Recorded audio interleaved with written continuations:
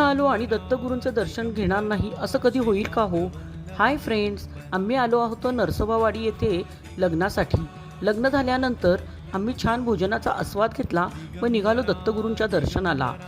कृष्णा आणि पंचगंगा नदीच्या संगमावर वसलेली ही पवित्र वाडी म्हणजे भक्तांच्या श्रद्धेचं मोठं स्थान आहे. शांत वातावरण, मंदिरातील घंटानाद आणि भक्तिमय ऊर्जा मनाला खूप प्रसन्न करते.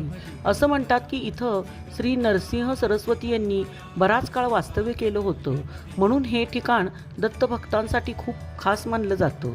आज मंदिरात दर्शन घेताना खूप शांत आणि सकारात्मक वाटलं.